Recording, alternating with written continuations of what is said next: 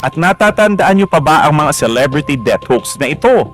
Patay na raw si Chris Aquino, si Kuya Kim, si Gary Valenciano, si Doc Willie Ong at si Jaime Fabregas. At maging ang death hoax ni Celine Dion, kumalat rin sa ating mga social media feed. Marami pang ibang example niyan. Pero ang pinakamabigat ay maraming disinformation campaign na layuning guluhin ang ating lipunan. Sa ating bansa na mayroong 87 million internet and social media users, tinatayang 70% ang nakabasa na o nakapanood na ng political fake news. Sa survey naman ng social weather stations, lumalabas na 51% ng mga Pilipino ang hindi kayang tukuhin kung fake news ang kanilang nababasa o napapanood. Mabigat ang implikasyon nito. Ang propaganda, maling impormasyon at peking balita ay maaaring magresulta upang mabawasan ang tiwala ng taong bayan sa mga demokratikong proseso. Kaya mahalaga ang pagpapatibay ng mga safeguards sa pamamagitan ng lehislasyon ng mga batas na magbabalanse sa karapatan ng malayang pamamahayag at pagbabantay sa fake news. Yan ang paraan upang supilin ng mga bad actors na layuning manggulo sa ating bansa. Okay, thank you, Comsec. Before we proceed with the interpellations, Mr. Chair, yeah, do we have other bloggers that we have today? We would like to know if there are other bloggers present right now. Comsec, can you read again the vloggers present and those who are absent? Your Honors, in attendance for today's meeting, the following vloggers: Ms. Elizabeth Joey Cruz, Ms. Ethel Pineda, Ms. Grisette Laureta Chu. Mr. Chair, if they're here, we'd like them to stand up and acknowledge the recognition. We already did earlier. I just told them to raise their right hands. Anyway, we have 18 invited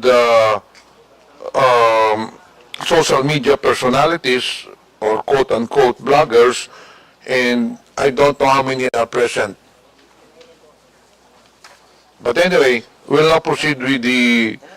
can you read again the the bloggers present? Ms. Elizabeth Joey Cruz, Ms. Ethel Pineda, Ms. Grisette Loretta Chu, Mr. Mark Anthony Lopez, Ms. Mary Jane Kiambao Reyes, Dr. Richard Tesoro Mata, Attorney Trixie Cruz Angeles, and Mr. Mark Louis Gamboa. So there are at least about 7 to 8 out of 18 social media personalities present. Mr. Chair, some of these bloggers have their lawyers with them. So I'd like to find out if these lawyers will be allowed Yes, to I speak. think former Secretary Silvestro Bello is standing as lawyer for the social media personalities, correct? Yes, Your Honor, I would like to confirm that we represent Ms. Crisette Chu as our client, and the other bloggers and who are here present and who have their own counsel, but we collaborate with the third counsel, Your Honor. Thank you. Representative Paduano. Mr. Chairman, can we ask Attorney Bello? Sir, can you mention all the names that you represent as counsel? Kasi po, for the information of everyone, si Attorney Bello po has already entered his appearance during the previous hearing, where in fact he was allowed to speak for on behalf of the clients during that hearing. Now, just to reiterate, Attorney, Sec, paki-mention po kasi we have invited at least 18 bloggers, and present as of today is only 7 or 8 mentioned by the COMSEC. So who are those bloggers being represented as counsel by former Secretary Bello? Yes, Your Honor. As I stated earlier, we represent Ms. Crisette Chu. And in addition, Your Honor, as collaborating counsel, we have the following bloggers, Your Honor. Miss Mary Jane Reyes, Miss Trixie Angeles, Miss Joy Cruz, Miss Aaron Peña, Mr. Ahmed Paglinawan, Miss Ethel Pineda Garcia. That's all, Your Honor. Mr. Chair, how many of them are present? Can you count, Comsec, ilan ang social media personalities na present in your record? Out of 18. Correct. My estimate was 8. Representative Paduano. Thank you, Chairman. Anyway, out of the 8 mentioned by former Secretary Attorney Bello, ilan po yung nandito ngayon? 8. No, the client being represented by Attorney Bello. And they are 7, Your Honor. Present today? Yes, together with our client, Ms. Crusade Chu. And those absent today, out of 8 ata yung, you mentioned 8 names?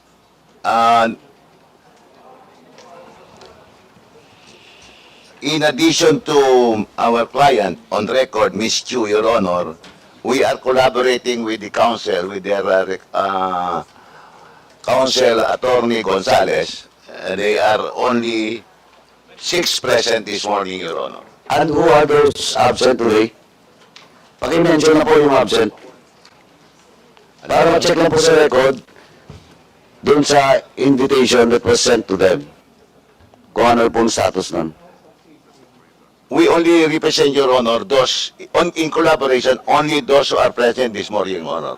Only those? Yes, Your Honor. So that's, Mr. Chairman, that's on record that they will only represent those present today. Yes, Your Honor, those present today. Only in collaboration with their counsel on record, Your Honor.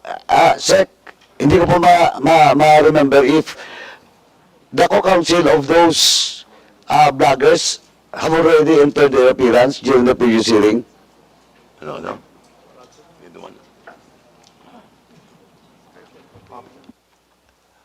Your Honor, our recollection is only to our counsel, our client on record, Ms. Chu. As to the other bloggers present this morning, we only appear in collaboration with their counsel on record, Your Honor. So, all those counsel for those other bloggers present today, nandito ba? Nandito ba? Okay. To si Juan. Si Ethel. I mentioned already Dr. Ethel Pineda and MJ Q. Reyes. And also with Attorney Trixie Angeles, Your Honor. And Ahmed Paglinawan, Your Honor. We mentioned that earlier. I understand there are 7 names you mentioned, but what I'm asking is there a co-counsel for these bloggers na nandito ngayon? Wala, Your Honor. You only represent them? Yes, Your Honor. Wala kaming ano. Only those present this morning, ang nire-represent namin, only in collaboration with the recorded counsel, Your Honor. Okay, thank you, Mr. Chairman.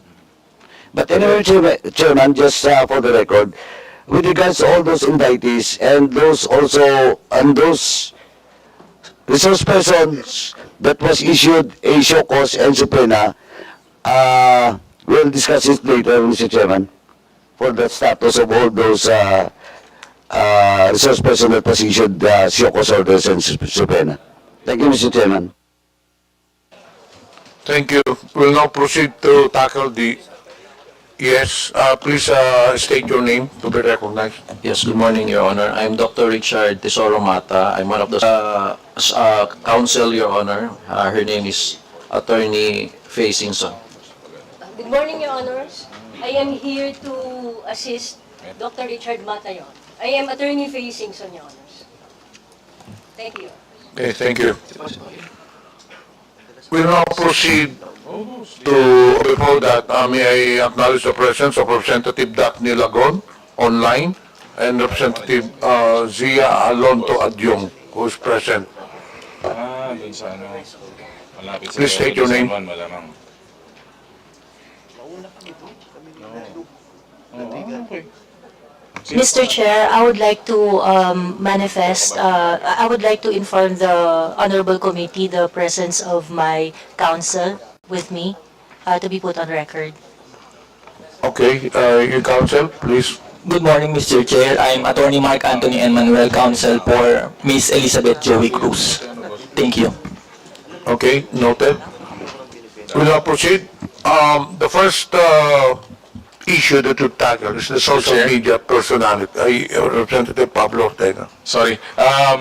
Siguro po, Mr. Chair, maganda po na kunin din yung ginagamit nilang mga pangalan, yung mga vloggers. Kasi may parang account name po sila, saka screen name or aliases to be included po sa record as...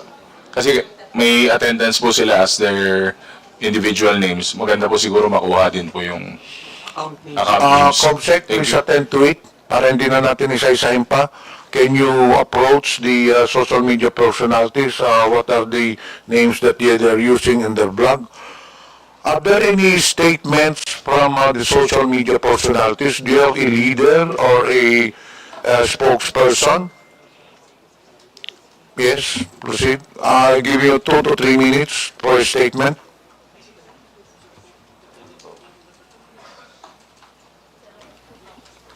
Good morning, Mr. Chair and Your Honor.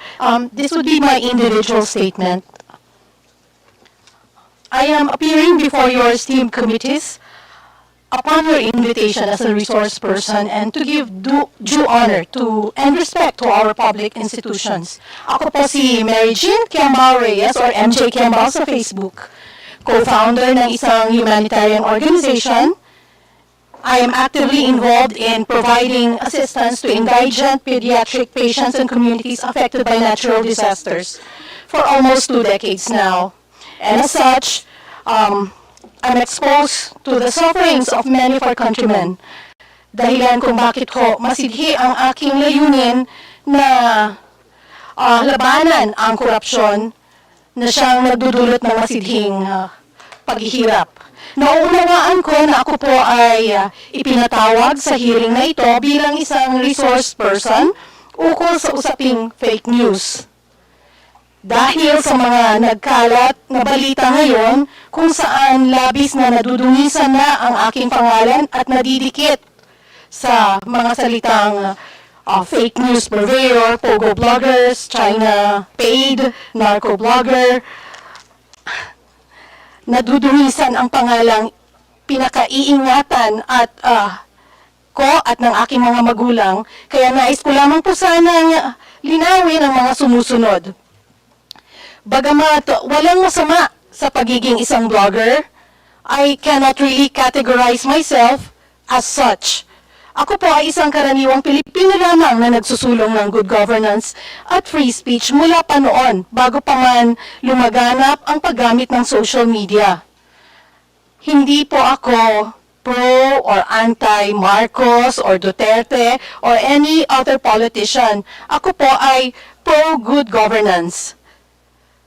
Sumusuporta po ako sa bawat pinuno at bawat Pilipinong nagtataguyod ng maayos at malinis na pamamahala at malayang pamamahayag at pagpuna. Hindi po ako taga-balita. I am not a journalist. I only react and opine to news and current events online. I criticize and yes, I admit sometimes I have my biases, but I do not hit below the belt or resort to ad hominem statements. Issue-based lamang po ako. Lalong hindi po ako nagsusulat o deliberately nag-share ng fake news. Bagamat hindi ko pinasok ang mundo ng pagbabalita, ako po ay isang mass comm degree holder. Isa rin akong editor-in-chief noon at dala-dala ko pa rin ang mga pinag-aralan ko at code of ethics ng mga mamamahayag. Ang bawat opinion ko at reaksyon sa social media ay base po sa aking katotohanan ayon sa aking karanasan, pinaniniwalaan at prinsipyong pinanghahawakan. Hindi po ako tumatanggap ng anumang bayad o pabor mula sa pogo, sa narco, China o sa kahit sinong politiko. I have always been against all forms of gambling and illegal drugs. Kabilin-bilinan po ng aking mga magulang, magdildil ka na ng asin. Huwag ka lang magnakaw at huwag mong ipagbibili ang iyong dangal. Nag-aral po ako ang maigi at kumayod ng husto para maitaguyod ko ang aking pamilya at ang aking sarili sa marangal na paraan. Kaya masakit po na madikit sa mga ganong salita na yung mga fake news purveyor at narco-bloggers. Ngayon naman sa usaping China at West Philippine Sea, I do not claim expertise on this matter. Ang sa akin lamang bilang isang Pilipino, marapat lang na protektahan natin ang bawat isla ng ating bansa sa legal at mapayapang pamamaraan. I am afraid, Your Honor, na wala po ako masyadong maiambag sa usapin ng fake news, pogo bloggers, narco bloggers, as I am not in any way involved in any of that. I also cannot claim expertise on social media and blogging. In fact, my SOCMED account is not even monetized. Now, given my limited knowledge on the topics of this legislative hearing, ang maimumungkahi ko lamang sa ngayon ay dalawang bagay lamang. Una, labanan po natin ang fake news sa pamamagitan ng paglalabas ng mas maraming reliable information mula sa iba't ibang ahensya. Pangalawa, and more importantly, paigtingin po natin ang edukasyon ng bansa. Gawin nating mas matatalino ang mga Pilipino so they themselves can more easily decipher what is true from what is false. And I think everyone here sa mga kasama ko sa social media, support the efforts of the Tricom. We agree that free speech and freedom of expression must be protected and that fake news, disinformation must be eradicated. These are our common grounds that unite us. We wish Tricom every success. Yun lamang po sa ngayon ang aking maimumungkahi. Sakaling may mga issues sa mga susunod na pagkakataon ukol sa free speech, anti-corruption at disaster relief operations kung saan mas doon po ako linya, at doon yung mas marami kong maiaambag, ay handa po ako makipagtulungan. Muli, maraming salamat at magandang umaga po sa lahat. Thank you, Ms. Reyes. Just a reminder to the members, after the statements or discussing the issues, we will proceed to the interpellation. As usual, we have a rule for those who would like to interpellate. Please have your names listed for a proper and orderly hearing. Are there any other statement? Can you limit it to 2 minutes? Okay, please state your name. Magandang umaga po sa inyong lahat. Ako po si Dr. Ethel Pineda Garcia, 64 na taong gulang at isang manggagamot. No, ako po ay pinadalhan ng imbitasyon na dumalo sa hearing, sa unang hearing, kung saan ako po ay magiging isang resource person tungkol sa fake news. Pwede lapit po yung mic. Reminder to all the Alright. members and resource persons, may problema po tayo sa audio. So, when you speak, please ilapit lang po yung mikropono. Salamat po. Nang ako po ay pinadalhan ng imbitasyon na dumalo sa hearing kung saan ako po ay magiging isang resource person tungkol sa fake news at ang pagpondo ng mga pogo at narcos, ay nasurpresa po ako dahil sa mga sumusunod. Hindi po ako gumagawa o nagsusulat ng news o balita. Ako po ay nagkokomentaryo lamang sa mga nababasa ko. Sa aking pagkakaunawa ay maroon tayong kalayaan na sabihin ang ating mga opinyon sa mga pangyayari at sa ating kapaligiran ayon sa saligang batas. Wala po akong kaalaman sa pogo at narcos. Ako po ay nag-aral ng mahabang panahon. Nalalaman niyo naman po kung gaano kahaba ang pag-aaral ng medisina at pagkuha ng espesyalisasyon. Sa akin pong panig ay 2 beses po ako ang nag-specialize. At nag-practice ng medisina sa hangad na mabuhay ng marangal, na di umaasa sa iba, lalo na sa masamang pinanggalingan ng pera. Sa aking pananaw, at ito ay sinabi ko sa unang sagot ko sa committee, ay hindi ako karapat-dapat na resource person dahil sa wala akong alam dito, at kung may issue tungkol sa kalusugan, tulad ng sinabi ko, ay handa akong tumulong sa gaano man na aking makakaya. At ito po naman ay ginampanan ko habang tayo ay nagkakaroon ng pandemya sa COVID. Kasama po akong dumulog sa Korte Suprema dahil nais ko pong malinawan kung ano nga ba ang dapat. Nananalig po ako na ang batas ay dapat sundin ng lahat. Ang aking pamumuhay ay simple lang.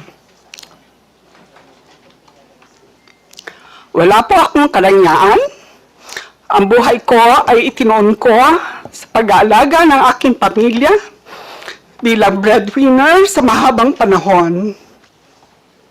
May anak akong nangangailangan ng special na alaga at may ama akong 95 years old na umaasa sa akin. Kahit ako ay mag-isa na ngayon sa buhay, ay nagsisikap akong itaguyod sila sa abot ng aking makakaya sa malinis na paraan. Wala po akong kapangyarihan maliban sa isinasaad ng batas na ating mga karapatan. Ang aking lakas ay nanggagaling sa malinis na konsensya. Kasiyahan na nawa tayo ng may kapal. Okay, thank you. Yes, 2 minutes. Good morning. Ako po si Dr. Richard Tesoro Mata. I am a pediatrician for more than 20 years sa Davao City and Panabo City. Naging health blogger po ako about 7 years na. So yes, I have some experience na about social media. At umabot na din ng about 3 million yung ating total followers. I understand that I have been invited to this forum as a resource person in aid of legislation. So here's po my 2 cents. Agree po ako sa inyo, Your Honors, na dumadami na po ang mga fake news, intentional na fake stories in order to destroy someone's reputation. Do we need to make a fake news law? In my opinion, may Cybercrime Prevention Act law na po tayo, which nasa inyo na po yan if you need to amend it.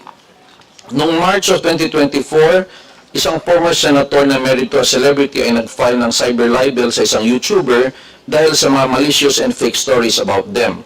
Based on that law, cyber libel is defined as the act of defaming or making false statements about someone online through computer system or similar means. So I do believe that the law is already there and functioning as it is.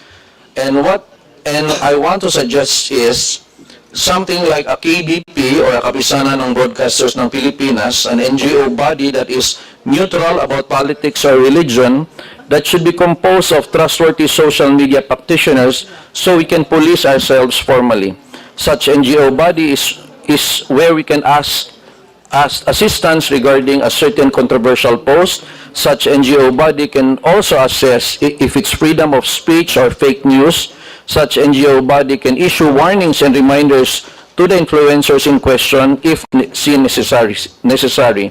That is what we lack because what we have now are just AI that detects posts that are against community standards. And usually, if you report an influencer, it's hard to talk to a person in charge, but what we have are automated reporting system only. I do believe if we can make this kind of neutral body with the guidance of KBP, we can lessen the fake news, solving the issues without much hassle of filing cases in the court. But of course, for extreme cases, a person can still use the cybercrime law, which is already available. Thank you very much, Your Honor. Thank you. Are there anybody else who would like to make statement from the social media personalities? Chair. Yes. Are you a blogger also? Yes po. Okay. Make it short, please. Okay. Thank you, Mr. Chair. I'm Mark Gamboa po, political vlogger. Pangatlong appearance ko na po ito sa Tricom. Gusto ko lang pong masaya po ako na nakasama na po natin ngayong umaga. Ito pong mga kaibigan po natin sa DDS side, lalo na si Miss Crusade. Yan. Kamusta po? Ako po ang gusto ko lang po sabihin, bukod po sa fake news, kasi po dahil sa aming mga vloggers na rin, nagkaroon po ng culture of hate hatred, toxicity sa social media. So para sa akin maganda po yung pagtitipon na ito na nagkakasama-sama po lahat para po mapag-usapan po yan at makita po ng publiko naman na pwede namang magkaiba ng politika kaming mga vloggers pero at the same time ay pwedeng may respeto pa rin sa isa't isa. And also, kasi po nasanay na po ang mga kababayan po natin sa kultura na porket online, kung ano-ano po yung sasabihin doon po sa mga personalidad o sa mga tao, mga masasakit na salita. Ang maganda nga po dito, nandito po tayo ngayon, nandito yung mga vloggers from different political camps. Kung meron silang gustong sabihin sa mga, for example, kay General Torre dito, pwede po nilang sabihin harapan po. Hindi po yung sa social media lang, at pwede po nilang face-to-face po sabihin. Kasi po minsan po, ang nangyayari po dahil social media, sa pagka-toxic po doon na po, kumaga mas tumatapang po yung mga kababayan po natin na hindi naman kayang sabihin face-to-face. So yun lang naman po. Thank you po, Mr. Chair. Okay, we'll now proceed with the social media platforms. We have here the representative from TikTok, Ms. Pichi Paderna. You Good now have morning, the floor. Mr. Chair. You now have the floor. Mr. Chair, we actually have a video that we'd like to share with the Honorable Committee. We'd like to request the committee secretary to play the video, please.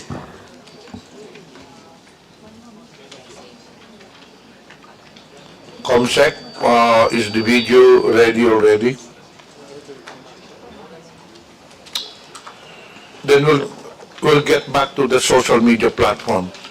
While the video is being prepared, we proceed to the independent media organizations. Do we have representatives from the independent media organizations?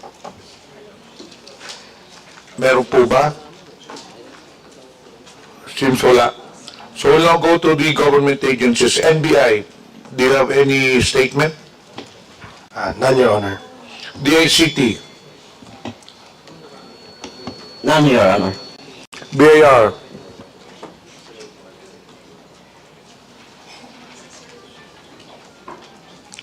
AMLA, PNP, General Torre, the flavor of the month of TikTok. None, Your Honor, sir. To the COMELEC, None, Your Honor. Thank you po. and of course to the PCO, do you have any statement? Sir, I would like to make a statement. First of all, thank you for inviting the Presidential Communications Office in this very big fight against fake news. The Presidential Communications Office is pleased to speak at the Joint Committee hearing the Committee on Public Order and Safety, Information and Communications Technology and Public Information.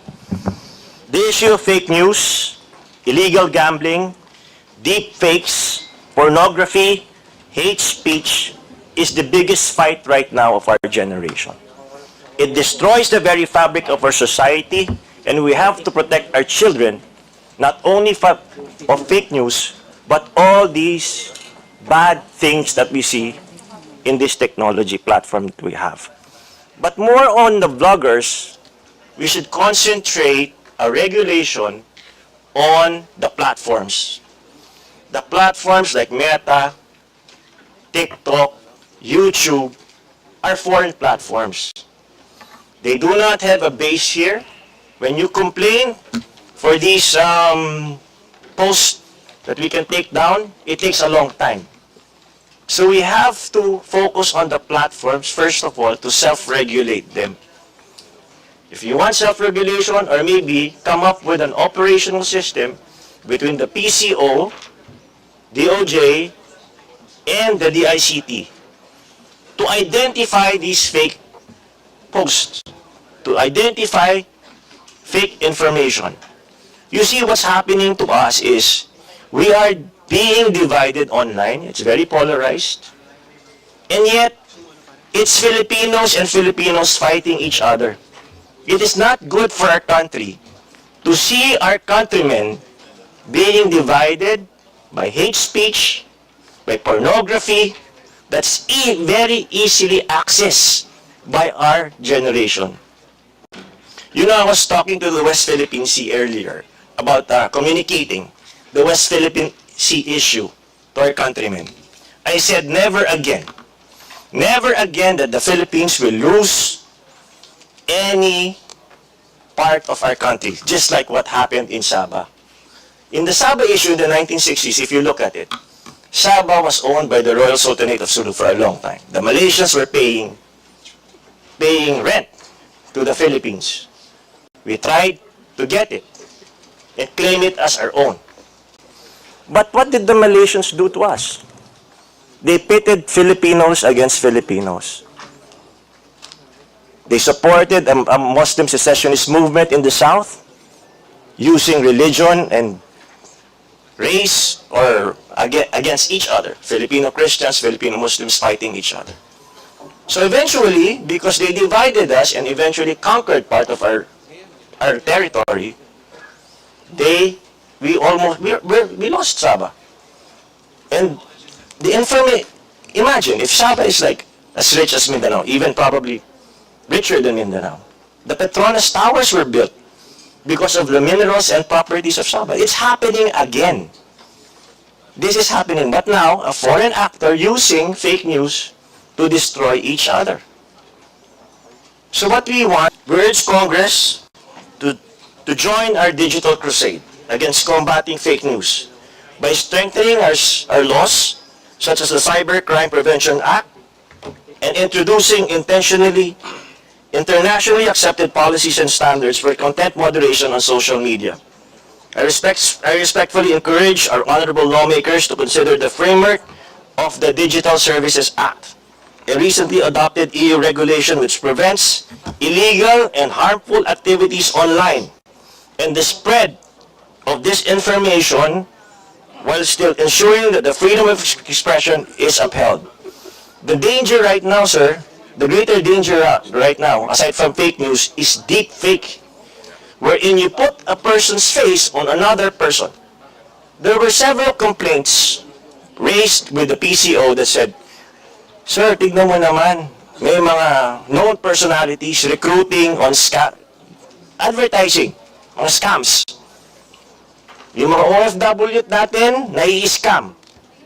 Dahil nakalagay yung boses ng isang kilalang personality o isang kilalang negosyante, pero hindi naman totoo yun. Imagine if you put the head of the COMELEC sasabi, akala mo deepfake din. It is a national security concern that we really have to fight, not against each other, but collectively, we fight together. We fight as one. Because, you know, the fight against fake news should be prioritized. We said before, right, it was the fight against illegal drugs. But in this generation, the fight against fake news, deep fakes, they bring so many social media ills. Look, we now live in two worlds, the cyber world and the real world. The children right now spend more time on the cyber world.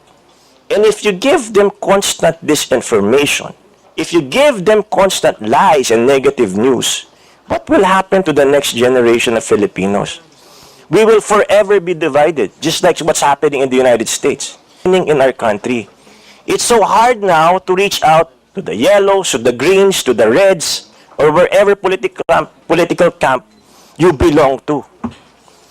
What we need to do is to unite. Look at what happened, example, to Congressman Rodante Marcoleta. Pinagbumura siya. Nilait-lait ang kanyang relihiyon. Tama ba yun? And yet, there's no regulation. There's no regulation. There's no punishment.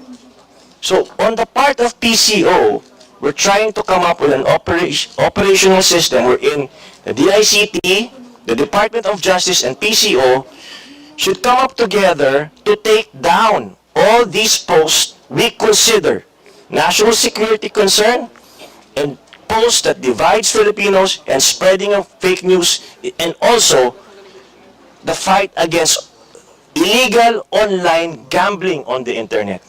It's not just fake news. There's so many ills there. But of course, with technology, there's good and there's bad.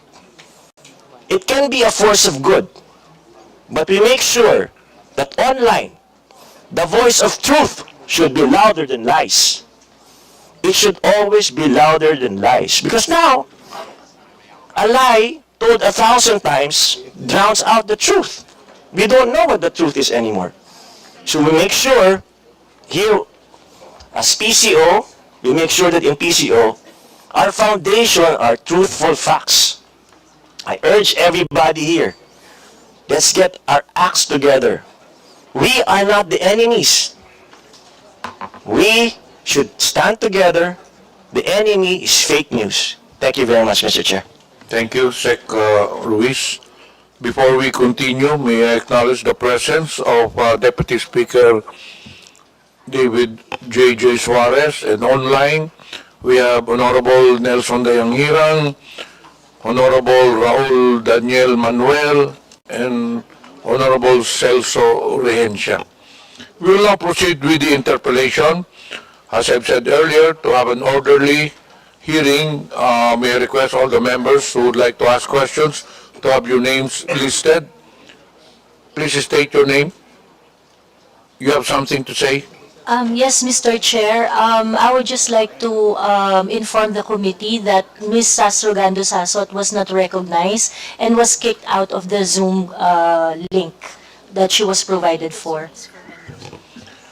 Unfortunately, ma'am, the Zoom meeting is exclusively for members only. Hindi po para sa hearing yon. The Zoom meeting is for members and the committee secretariat staff lang po. So if she's here in Manila, then she can attend the hearing. Abutin pa naman to ng mga another 3 to 4 hours. We have already 9 members who will be interpolating.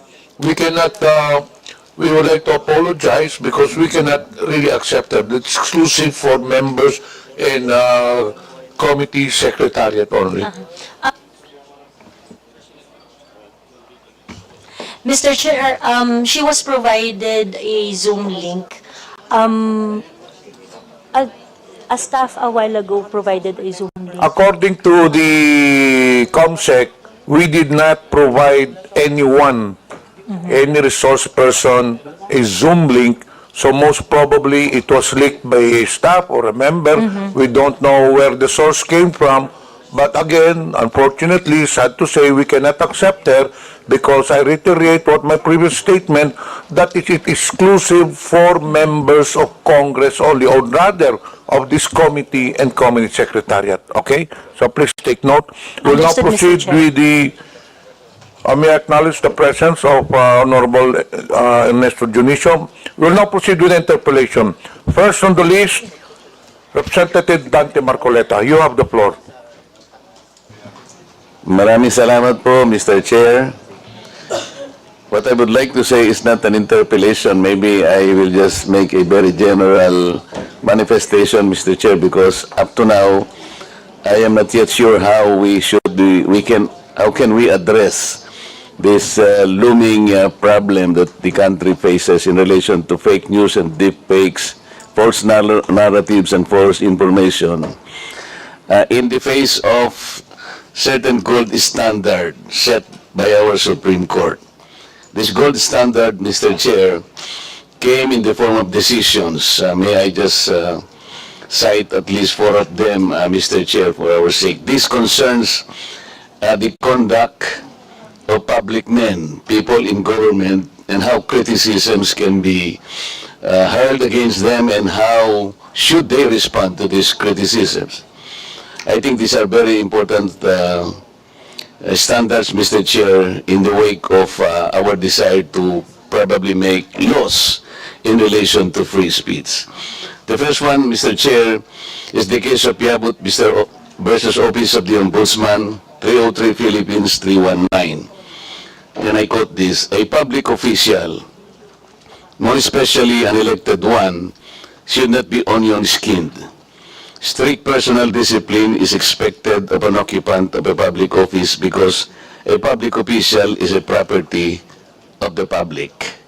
He is looked upon to set the example how public officials should correctly conduct themselves, even in the face of extreme provocation. The second standard, or the second case that reiterates this standard, Mr. Chair, is United States versus Bustos, 37 Philippines 731. And I quote this: "The interest of society and the maintenance of good government demand a full discussion of public affairs, complete liberty to comment on the conduct of public men is a scalpel in the case of free speech. The sharpens the abscesses of officialdom. Men in public life may suffer under a hostile and unjust accusation. The wound can be assuaged with the balm of clear conscience. A public officer must not be too skinned with reference to comment upon his official acts." The third one, Mr. Chair, is Sason versus CA, 325 Philippines 1053. On this point, the rule is that defamatory remarks and comments on the conduct of acts of public officers which are related to the discharge of their official duties will not constitute libel if the defendant proves the truth of the imputation. And the last one, Mr. Chair, is De Leon versus People 776 Philippines 701. And I quote this: "While petitioners' declarations may be offensive, they are not actionable by themselves. Being sensitive has no place in this line of service, more so when allowing otherwise has the potential to create a chilling effect on the public." Mr. Chair, why am I stressing this gold standard as enunciated by some of the important decisions of the Supreme Court? Because as public men, as public servants, I have cited an example earlier when one blogger attacked me indiscriminately, called me demonyo and all this. My defense to that, Mr. Chair, is not probably to ask him in public to explain or even ask for an apology or he be restrained by this committee, but I will just stand upright, as upright as I can and clean as I am, because people would judge me for what I am and for what this person could do against me. Yun lang po ang nakikita kong parang armas natin. Kapag nakikita nila tayo as transparent as we can to these people, people can easily distinguish na wala yan, sinungaling yan. Like, yun lang ang gusto kong maging karanasan ng tao, kahit na siguro hindi ko na siya i-demanda o pagalitan o buwa ng action against him. It is enough that people would not listen to him anymore. That he will be rendered useless and people will just judge him as, you know, as a liar, somebody who peddles something that cannot be accepted by people. To me, that is already a consolation, Mr. Chair. So kung ating pong mga vloggers ay maaring napapasobra po yung kanilang pagkikriticize sa atin, talaga kung minsan po ay ganon. We have to strike a balance between the public affairs, between the public issues that must be deliberated completely and in the light of an extensive discussion of public affairs of government. You have to strike a balance between the importance of these issues discussed in public and the hostile accusation that might arise from this. Yun po yung gusto ko po. May mga batas naman po tayo, once they attack us on a private side, ang sinasabi po ito very, very easily, that could constitute libel pagka-personal na po. Kagaya po nung tinawag niya po akong demonyo, okay, yun na po, personal na po yun. It's up to me to act kung gagamitin ko pa po yun. Pero sa akin po ay parang ano na lang yun. Katulad po nung nakaraan na pagdinig po, hindi ko makalimutan, isang abogado pa naman yun na nagbablog po na sinabi niya na huwag kayong maniwala sa pakulo at panliling lang ni Marcoleta. You were here, Mr. Chair and members, nung tanungin ko po siya, ano po ba po yung basihan ninyo na ako po'y nandin lang. wala po siyang maisagot ng kahit ano. He is a lawyer and he was allegedly teaching in a very reputable law school. So yun po, Mr. Chair, pwede ko po siyang demanda ng, pwede ko po siyang padisbar, no? Iniisip ko lang po na pwede kong gawin yun because as a lawyer, ay maling-mali po yung ginawa niya because we have our own code na talaga pong pinagsisikapan naming itaguyod sa mga members po ng Philippine Bar. So, meron po tayong mga batas na umiiral, Mr. Chair. May libel, ando na po yung maring madisbar po yung mga kamukha namin na members ng Philippine Bar na nasosobrahan na po yung sinasabi nila. Pero sa mga vloggers po na maaaring kinikriticize tayo because our conduct is public. Yung pagsisilbi natin is public. They need some kind of a medium. Nakikita po nila tayo that we should be as transparent and accountable as we can be. Sa akin po ay binibigay ko na lang pong karapatan para sa kanila. Huwag lang po sana yung sumobra po na maging personal na po ang mga pangyayari. Maraming salamat po, Mr. Chair. Paalala lang po sa lahat, pakilapit po yung mikropono dahil may problema tayo sa audio. Medyo mahina po. The next to interpolate, Representative Rods Gutierrez. You have the floor. Thank you, Mr. Chair. Mr. Chair, I understand we have quite a lot of topics to discuss today. And first of all, I'd like to express my gratitude to our research persons for attending after this whole time that they have not, no? Although we have to recall that twofold po yung privileged speech ni Congressman Barbers. On one hand, we have the proliferation of fake news of the bloggers na binabanggit, and I'm sure we'll be getting to that at a later time. But one thing that we'd like to discuss is also that might have been forgotten is the other privileged speech of the Honorable Barbers regarding fake news in China. So this is something that we wanted to highlight in the previous hearings. However, wala po yung the social media platform most involved. Luckily today, we'd like to thank them for their appearance. Nandito po yung ByteDance, owners of TikTok. So we could now discuss this issue thoroughly. To begin po, I'd like to direct my questions to the good spokesperson to Coast Guard, Commodore Tariela. Commodore Tariela, magandang umaga po sa inyo. Good afternoon na pala po. Good noon. Sir, meron po kasi earlier this month to the Honorable Chairman, kumakalat na post sa Chinese social media platforms. And instead of just limiting yung discussion sa West Philippine Sea, parang expanded na po yung kanilang claim. Lately, their claim now is that nagsasabi na ang China ay nagmamayari at namamahala sa Palawan for a period of 1,000 years sa Senghe Island. Ito rin daw yung basis for the island to return to China. Are you aware po, sir, of this post in relation to yung West Philippine Sea issue natin? Mr. Chair? Yes, you can proceed. Yes, sir. The Philippine Coast Guard is aware of the social media post that is circulating in the different social media platforms. Mr. Chair, I think the committee secretary, just for the information of the body, is the committee secretary prepared to flash this figure 1 po? Para lang makita natin. Let's not give it dignity, we will not play the video, but just to have, para may idea lang po ang ating mga mamamayan kung ano po yung itsura nitong post. Ito po yon. Is this the same post that you're referring to, Commodore Tariela? Yes, sir. Okay. So, Mr. Chair, with your permission, I wish to bring attention to this honorable committee these screenshots showing an individual defending China's false claims over Palawan online. These comments were captured by the Facebook page Palawan Daily as part of efforts to debunk these false claims. This is a disturbing example of blatantly fake claims which are now spreading across the internet.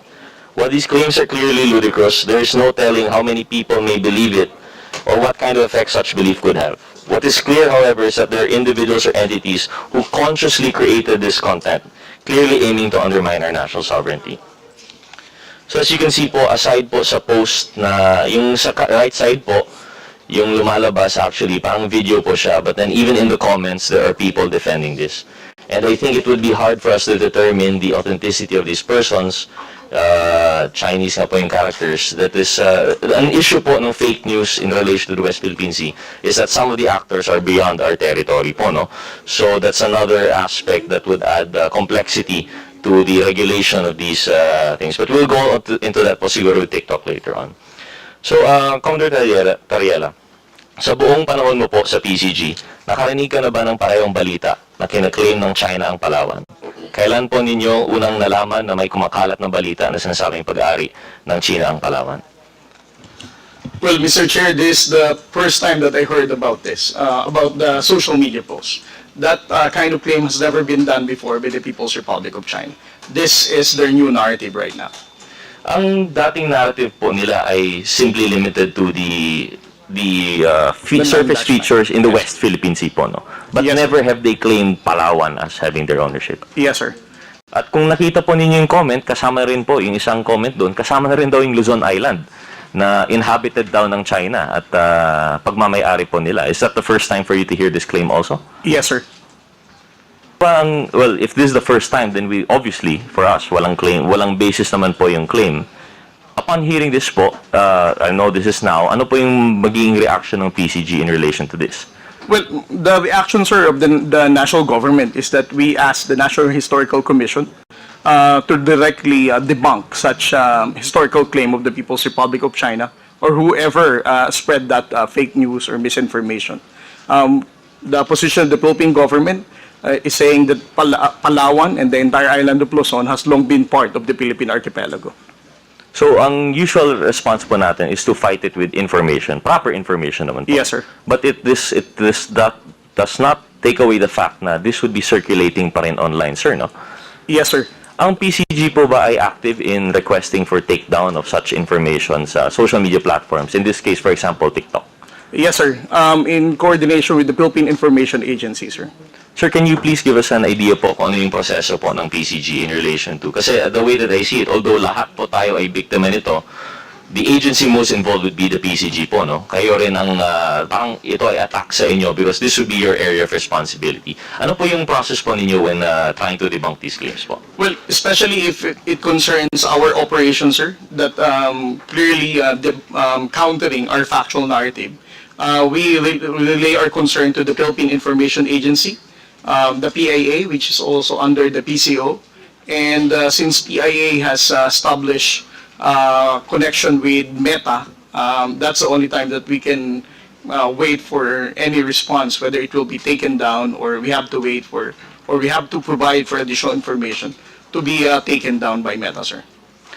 Commodore Tariela, to the Honorable Chairman, meron po ba kayong opisina na task para ma-monitor mga online activities or information, lalo na nagmumula sa China? Right now, sir, the Commander of the Philippine Coast Guard, Admiral Ronnie Hilgavan. Originally, sir, my designation is the spokesperson of the Coast Guard for the West Philippine Sea. My office was only Philippine Coast Guard West Philippine Sea Transparency Office. But it has already upgraded to Philippine Coast Guard West Philippine Sea Transparency Group. And that now includes monitoring of social media platforms that spread fake news and misinformation. Sir, ito po ba ay kasama sa original mandate ng PCG? Or is this part of the evolving new frontier nga po na tinatawag nila sa conflict over the West Philippine Sea? This is part of our evolving role right now, especially that the national government is supporting the Transparency Initiative to make the Filipino people understand and be aware of what's happening in the West Philippine Sea. And the only way that we can be more successful in creating awareness and right information to the Filipino people is also to safeguard the spread of fake news, sir, to have it prevented to proliferate in the social media platforms. I see po. Generally po kasi, Commodore, ang pagkakaintindi po namin sa PCG, no, ay napaka-physical po dapat ang ating role, no? Kayo po talaga ang defenders of the West Philippine Sea as our internal waters there. Kayo po ay nandun, kayo po ay talagang watching over yung mga transgressions. Ngunit ngayon, it seems to be yung transgressions are also appearing in the cyberspace. Ano po yung epekto po nito sa ating soberenya? Kasi isa-iba po ang minsan sinasabi nila, these are just words. And this would not really affect, it should not affect us. But do you stand by that sentiment po? You know, sir, one of the main reasons why President Bongbong Marcos, through the National Task Force West Philippine Sea, supported the Transparency Initiative because he basically inherited a nation wherein Filipino people, right after he assumed the presidency, there's a very limited information that Filipino people learned about the West Philippine Sea. From 2016 to 2022, there are very small portions of information that we told the Filipino people. And for the president to only deliver his commitment of not surrendering a square inch of our territory to any foreign power, he has to get the support of the Filipino people. And the Filipinos will not be supporting our fight in the West Philippine Sea if they do not know what's happening in the West Philippine Sea. So with the transparency effort that we're doing now, as we can now see from different surveys, more Filipinos are being aware of what's happening in the West Philippine Sea. And that's, as what Justice Carpio said, our fight in the West Philippine Sea is intergenerational. It is important for the younger generation, especially, to understand our fight in the West Philippine Sea. That's why our fight for fake news and misinformation is very important for us to sustain our fight for sovereignty. Thank you, sir. I would agree with that po, no? As mentioned actually by Secretary Ruiz. For example, ako po, generation namin, we're not aware already of the Sabah issue.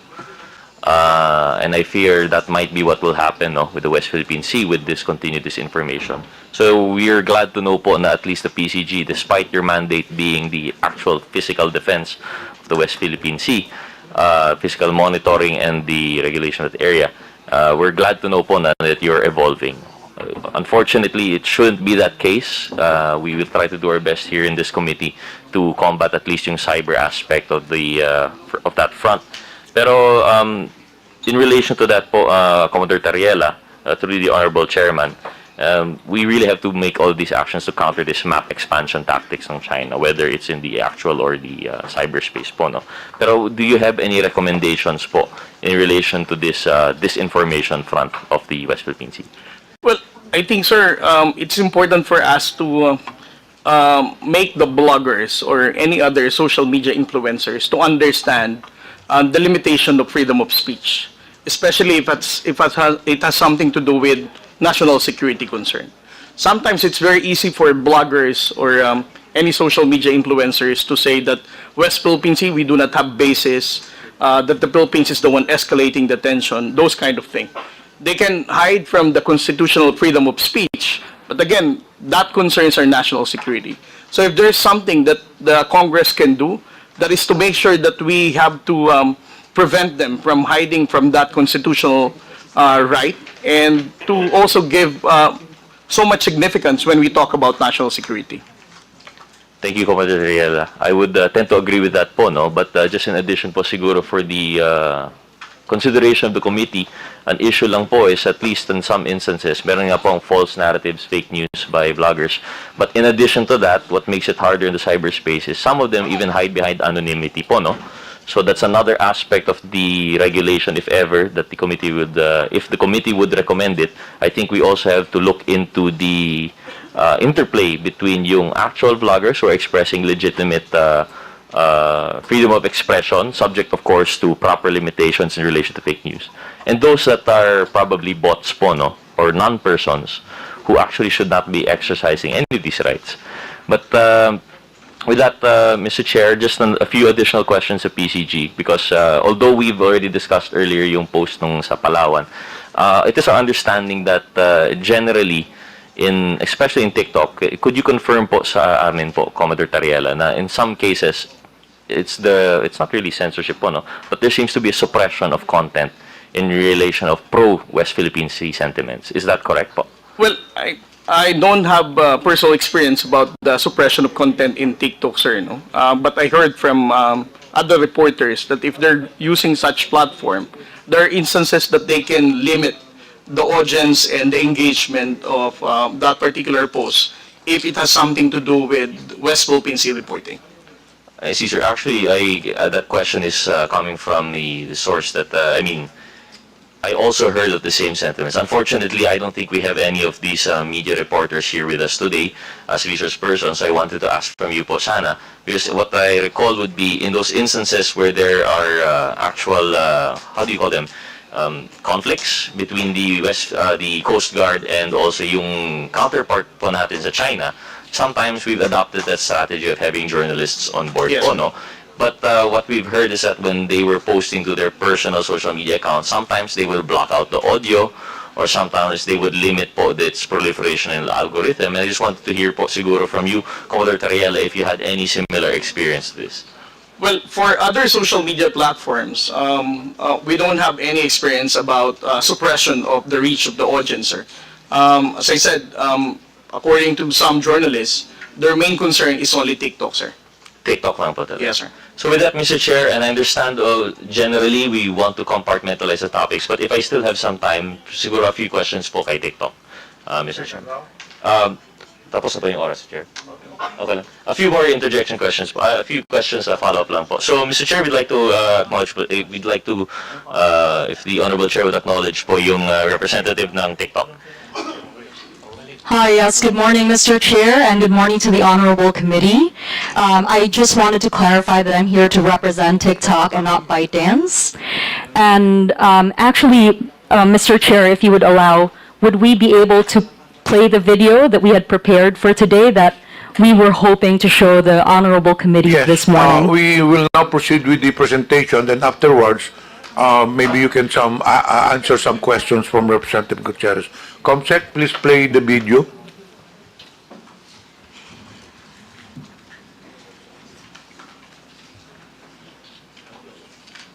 May audio po. May audio po yan.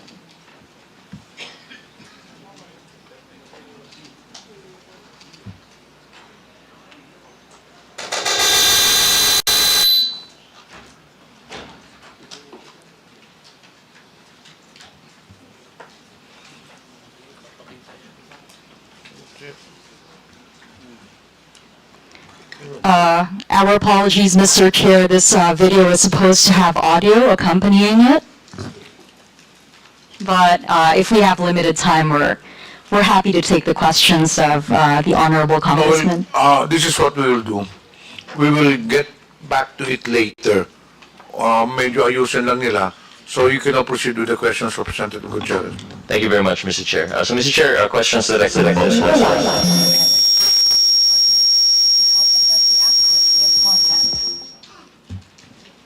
Mr. Chair, questions? While we... Yes, please proceed. Comsec,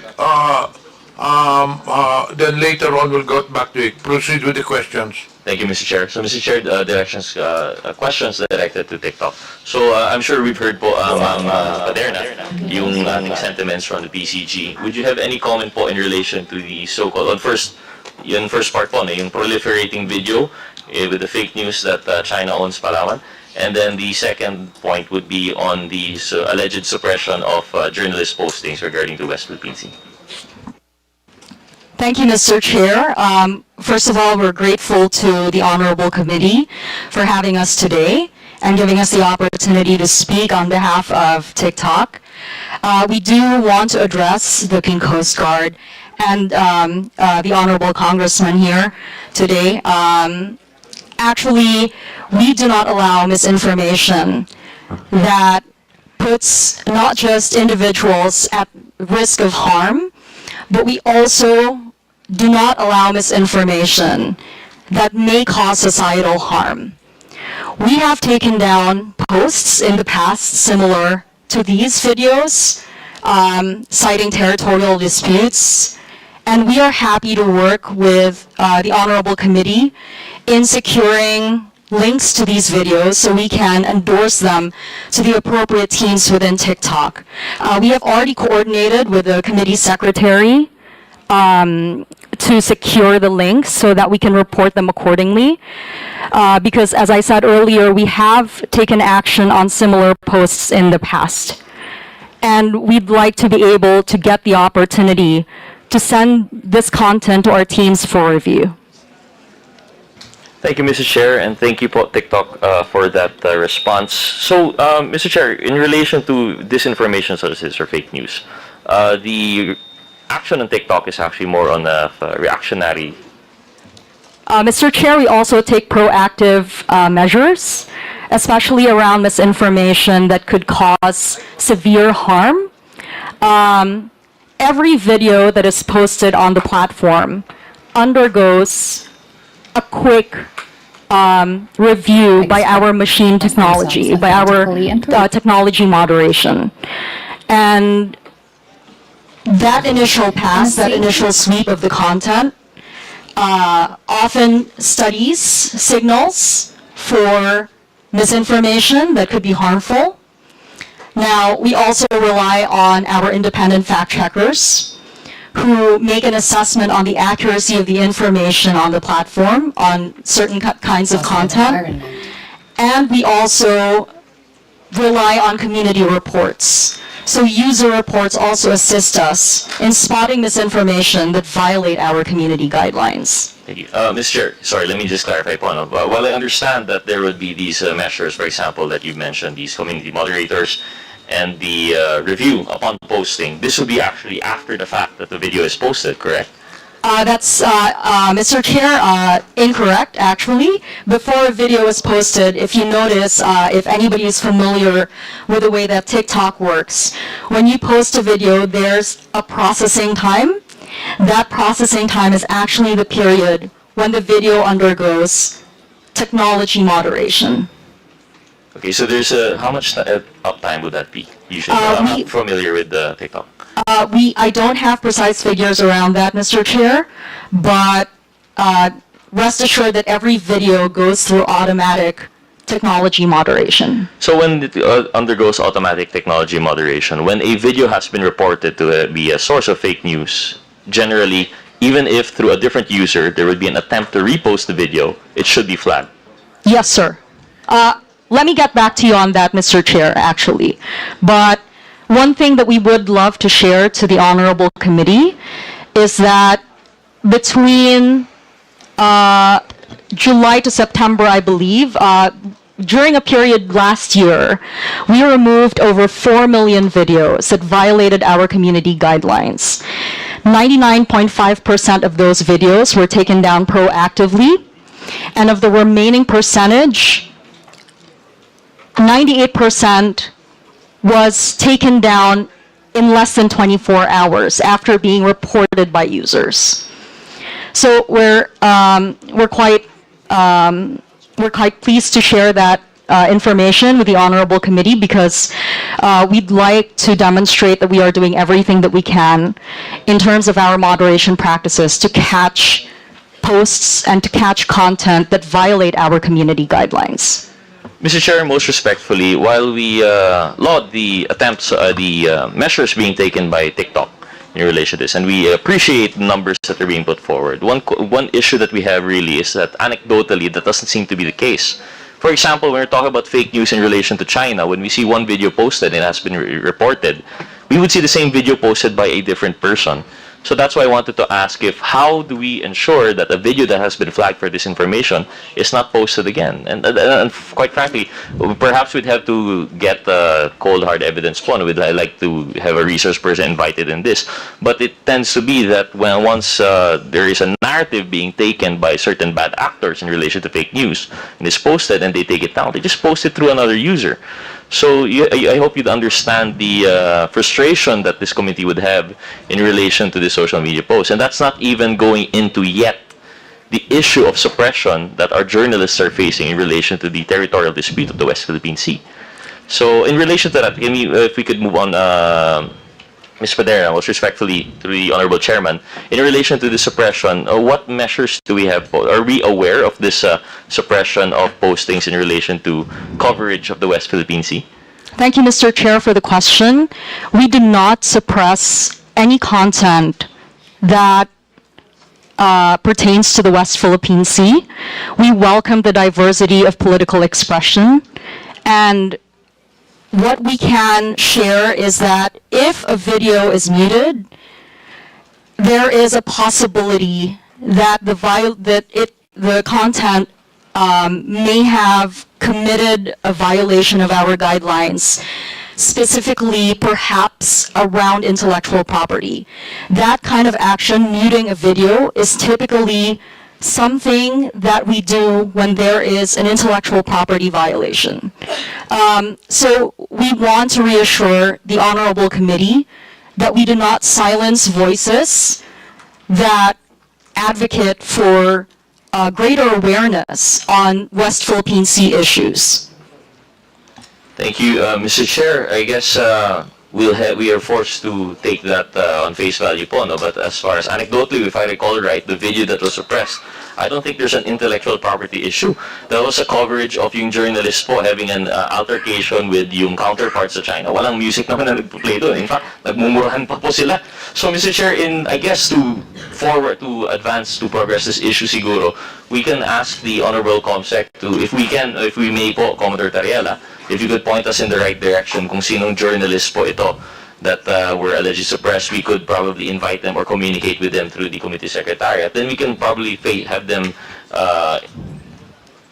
coordinate with TikTok, and we'll get to the bottom of this at a latter hearing po. No? Because as it stands, it's going to be a anecdote versus general guideline. So if we're going to get into specifics, probably at a latter time when the resource person will be available po. No? Yes, Mr. Chair, and if I may, we're also happy to engage these personalities, these individuals from the press, to understand their experience. Our technology moderation is very sensitive around audio. And so even though two people might be speaking and just speaking, our moderation technology is able to pick up signals of background audio. And as I emphasized earlier, often when a video is muted, it's not because of the content. If content violates our guidelines, we take them down. If content violates intellectual property rights, quite frequently, the action that is taken is to mute the audio. So we want to reassure the Honorable Committee of that. Thank you, Mr. Chair. So I guess we'll have to leave that to the discussion at a later time when we have the resource persons available. So, Mr. Chair, I understand my time is up. I had more questions for TikTok, but I'll probably reserve it for the second round. With that, Mr. Chair, I yield the floor. Thank you very much, Mr. Chairman. Thank you. Secretary Ruiz has a previous engagement, so this committee has decided that he will be excused. Anyway, Jose Castro will be here to attend. Thank you for your presence, Secretary Ruiz. Thank you very much, Mr. Chair. Before we continue, may I acknowledge the presence online, Representative Jonathan Flores, Representative Ambrosio Cruz, and we have some social media personalities who arrived also, or present rather. Mr. Ramon Gerardo San Luis, are you here? Mr. Manuel Mata Jr. Do we have now the presentation, Comsec? Okay na ba? Hindi pa. Okay, please proceed with the presentation. At TikTok, we encourage our users to express themselves authentically and creatively in a safe and positive environment. We have a dedicated global trust and safety team that works alongside innovative technology to keep our platform safe and welcoming. From July to October 2024, we removed 4.5 million videos. 99.7% were proactively removed, and 98% were removed within 24 hours. While we welcome the respectful expression of different viewpoints, we do not allow misinformation that may cause significant harm to individuals or society, regardless of intent. We rely on independent fact-checking partners to help assess the accuracy of content. In the Philippines, we partner with Agence France Presse. While we are a global company, we partner with local stakeholders to understand cultural norms and local contexts. For the 2025 Philippine midterm elections, we partnered with COMELEC, NAMFREL, and LENTE to launch the Philippine Election Center, which provides Filipinos with verified election-related information. We regularly meet with civil society organizations, safety experts, and members of the academe to help inform our approach to keep our community safe. We also host media, members of the academe, and government officials at our Transparency and Accountability Center in Singapore. Meanwhile, we launched our Think Twice digital literacy campaign last February to encourage users to think twice before posting and sharing. Our Think Twice videos have already garnered millions of views across all social platforms. We empower our users to take control of their experience on TikTok, including using our comment care and reporting tools. Keeping TikTok safe is a collaborative effort, and we remain committed to working with the government, civil society organizations, members of the academe, and local experts to continue to keep our platform safe.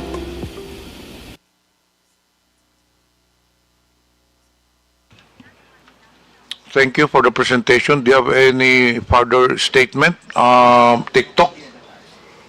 None for now, Mr. Chair. Thank you so much. We'll proceed with the next interpolator. May I recognize Representative Jude Asedre? You have the floor. Mr. Chair, before I proceed to my interpellation, may I be allowed to make a brief manifestation? Good morning, dear colleagues, Mr. Chair. Today we gather to confront the troubling and complex reality of our times, the spread of fake news on social media, and the powerful role that repetition plays in shaping what people believe.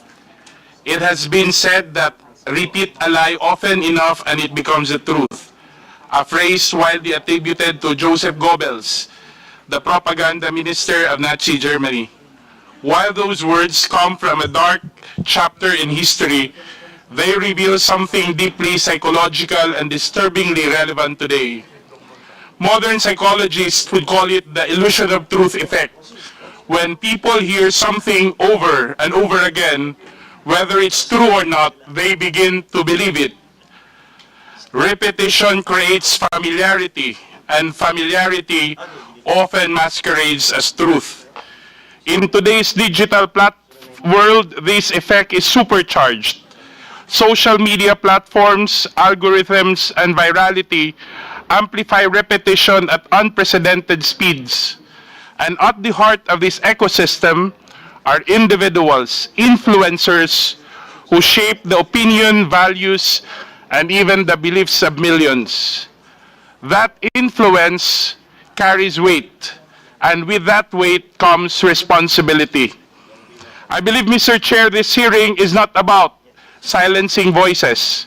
It is about understanding how truth and lies compete in our public discourse and what role social media influencers play in tipping the balance.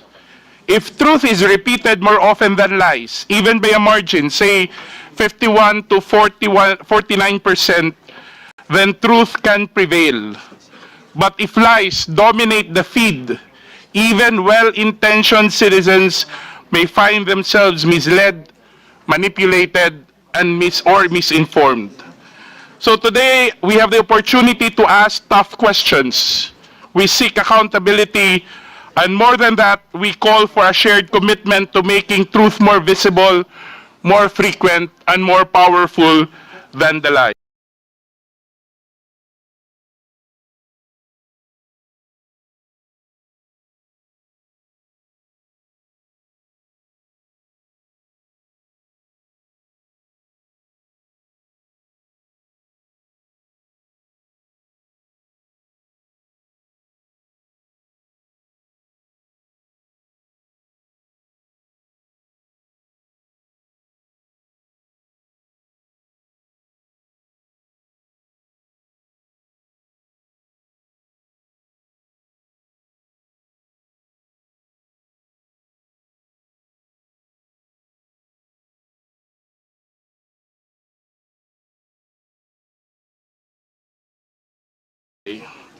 Mr. Chair, let me begin.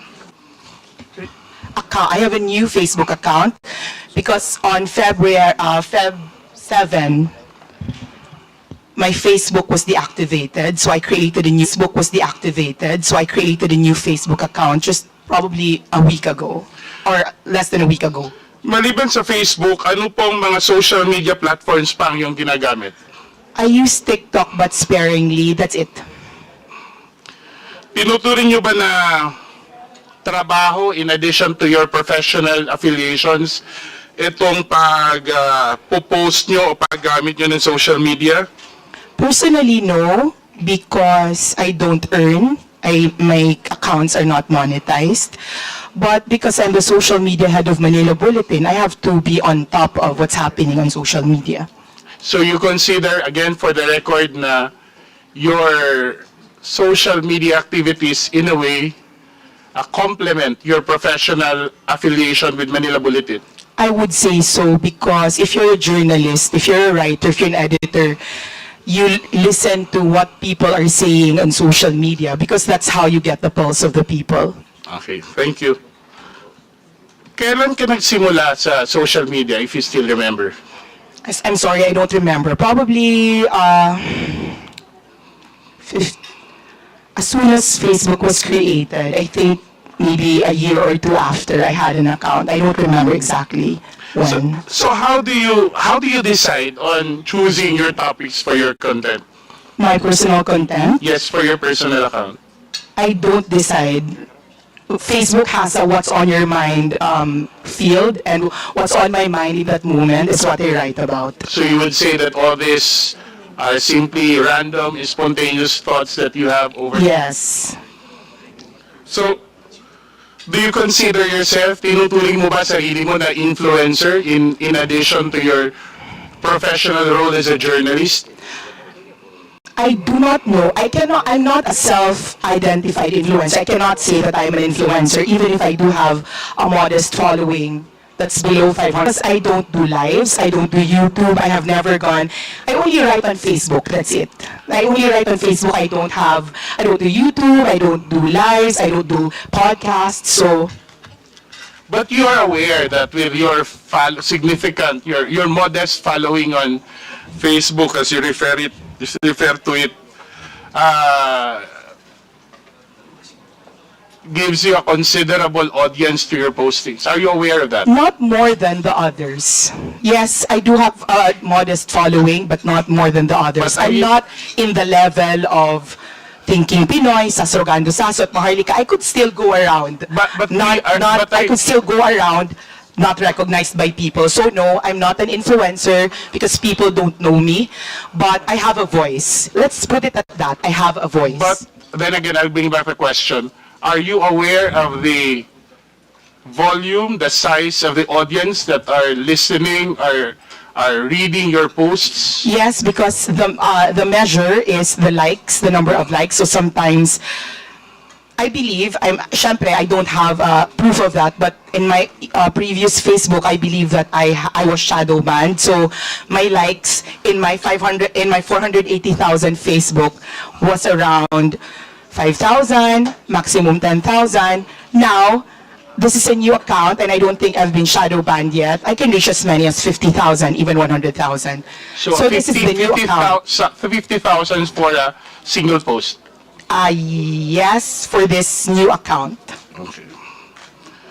Mr. Chair, just want to put on the record that to put everything in context, no, that the resource person on many occasions, several instances in their previous account, and I'm not so sure because I haven't seen the current accounts, have actually written about this representation, made post against this representation, but I will take the advice of the good Congressman Marcoleta that we politicians, public servants should not be onion skin, and I will make sure that I'll be as objective as possible with my questions. Can I reply to that, Mr. Chair? No, I will continue with my questions, Mr. Chair.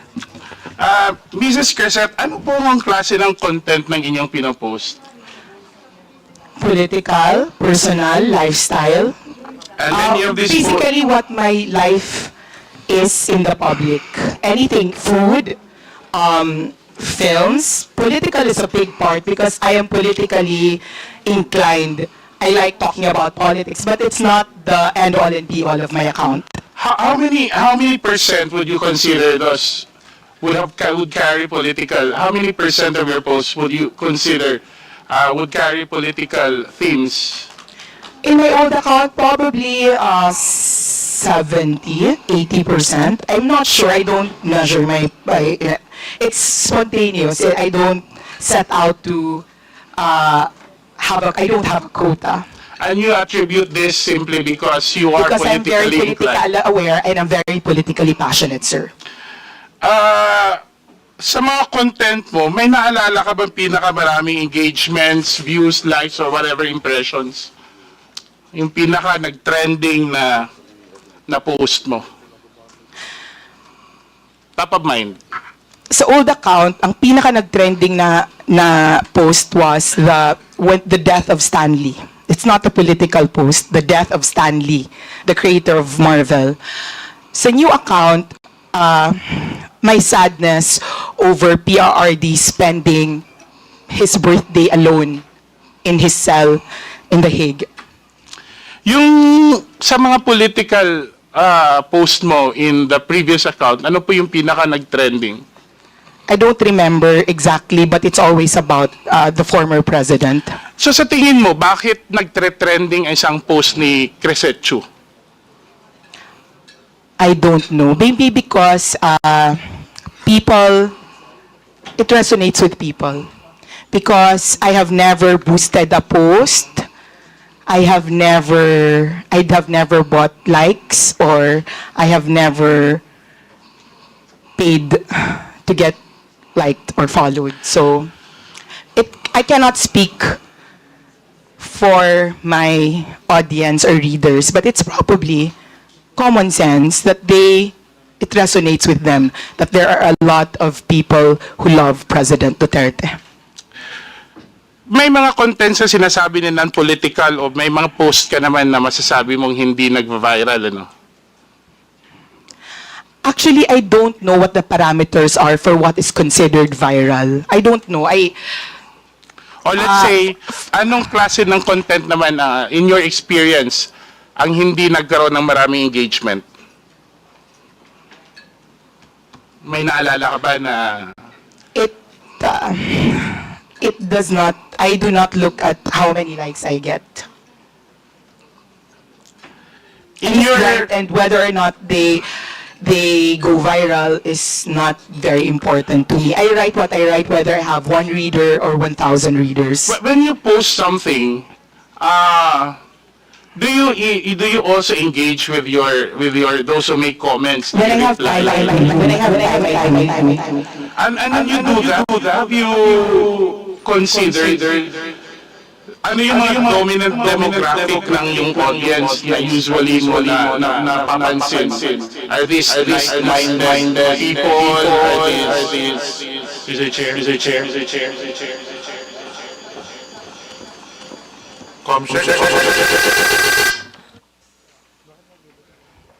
Hello? Okay. Okay na? Okay. So, I assume that as with any page, you attract like-minded people. So the reason they're on my page is that they read me because they think I think like them. So even with, and it's not just political, even if you have pages for hobbies or entertainment, the people who go to your page are the people who like reading that sort of thing. And you think this is the reason also why people follow, they like, they comment your posts because they agree with your posts? Probably, yes, I think so. And you think...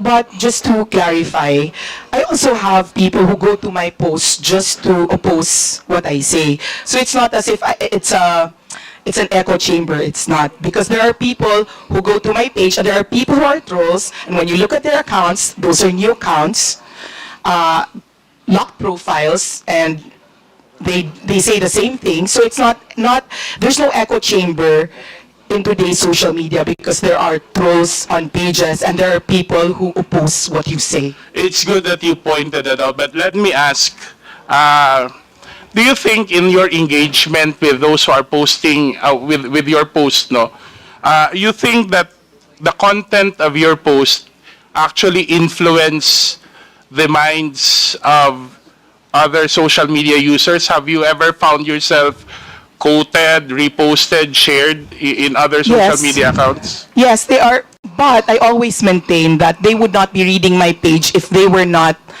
already feeling or thinking what I'm feeling. And a lot of the feedback that I get is that people saying, you articulate what I am feeling, except that I do not have the words or the talent to say that. So I think majority of my readers are those people who want to express their frustrations or express their hopes, and are not just, I do not have my writing skills. It's good that you mentioned about feedback. So, have you ever received feedback that people are actually saying it's good that you expose this, that you wrote about this because I'm learning, I get to know what's happening, I get to understand the issue more? Yes, but that's not specific to social media. I am an editor, and if I write articles for the newspaper, it's always all the articles that you write, whether they're for social media or for traditional media, you're writing it to expose, inform, entertain, empower. But let me go back to the social media. Let me limit to the social media posts. Have you ever received feedback saying that they have learned, they're thankful that you have exposed, they have learned something, they've been influenced by the information that you posted in your social media account? Sir, I do not think that I am at the level of investigative journalist who have exposed something. I just say what unfortunately, I'm not the kind of journalist who can do exposés. So unless it's something of my personal knowledge, I don't think that somebody has thanked me for exposing something. So are you sure that in your social media posts, whether in your previous posts or not, you have not exposed any public official or agency of the government whatsoever? Remember, you're under oath. Not that I remember, and I know that I'm under oath. I don't remember anything exposing a public. And if I'm going to do it, I'm going to do it in my job for Manila Bulletin, not on my page. So I am more protected by my office. I will go back to the question. Ibig sabihin ba, sa social media posts mo, wala kang sinabi na nag-i-expose ka sa sino mang opisyal o ehensya ng gobyerno tungkol sa in the conduct of their official duties? I don't remember any exposés I have done.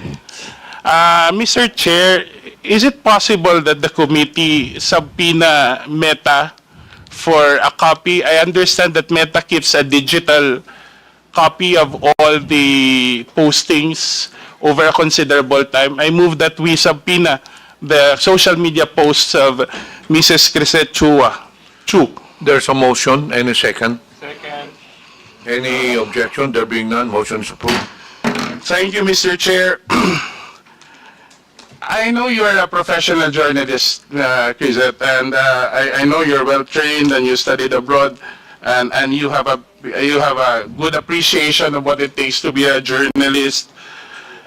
By referencing from that, would you describe the extent of your influence? How would you describe the extent of your influence online, and what responsibility do you think comes with that influence? I am I'm not comfy with the idea that I am responsible for something because I just write. As I said, I'm very careful before all these things. Before, sir, Mr. Chair, before I was included in the top 40 vloggers, fake news, Pogo funded, I have never spoken my politics. Not on YouTube, not on Facebook. I just write. So I don't feel like I am an important political commentator. I write what I feel. But I'm not one of those people na people will think about because I have discussed it. I have engaged with other people. I write what I say. I write what I think, and that's it. Sometimes I answer the comments on my page, but that's the limit of my political conversation. So if you're going to ask me what I think my influence is, then I cannot answer it maybe it's better to ask other people if they're affected by what I write and if they feel like I influence them. Earlier you mentioned you have a following right now of how many? About 250. 250,000? And in your previous account, how many? 480,000. And then in your average impressions for every post is around 10,000, if I'm not mistaken. That's the number you said earlier. In my new page, in my old page, about 5,000 to... In your new page? About 10,000. 10,000 in my per new post. page. Don't you feel any responsibility to speak the truth and what's factual? Yes, I speak my truth. I'm under oath. I mean, what yes, I'm I saying speak is, my truth. don't you think having such a number of following with that influence, let me call that influence, that a certain degree of responsibility comes with it? Of course, there's a responsibility. That's why I use my training in journalism to make sure that nobody can ever call me out and say it's fake news. I can make mistakes, but they're not glaring mistakes. And I'm still going to have the same opinion from that same Mrs. mistake. Preset, you stand by saying that you are faithful to your journalistic training in the course of determining or choosing the content, the tenor, and the language of your post. Yes or no? Sorry, can you please repeat that? Do you stand by your statement saying that you make sure that you're faithful to your journalistic training? Yes, sir. I make sure that in terms as of, far as let me continue first. In terms of the content, the language, the demeanor with which you make your postings. As far as I can, as far as I'm knowledgeable, I post what I feel.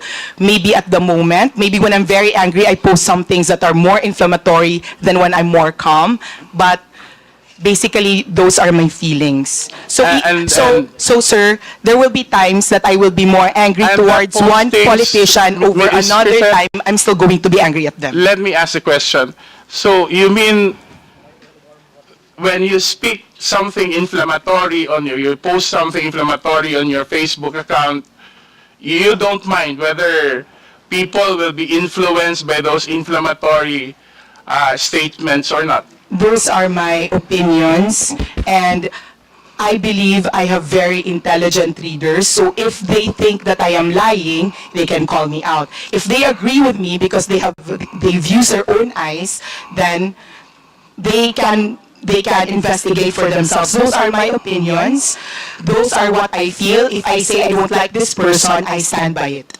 So you don't really mind if people, as a journalist, don't you feel that there's a need for I you do to... not use my Facebook page. I do not identify myself But earlier you mentioned that you make sure that you apply your journalistic training. Meaning, I make sure I don't lie. Meaning, I make sure that I do not, even if I am inflammatory, even if I'm angry, it's still not a lie. I'm just more angry in one post than I am in another post. My degree of feeling changes per post, but the content will not change. If I'm angry at one person, it can be because I'm angry at one person, and the next post I'm still angry at them, but not as much.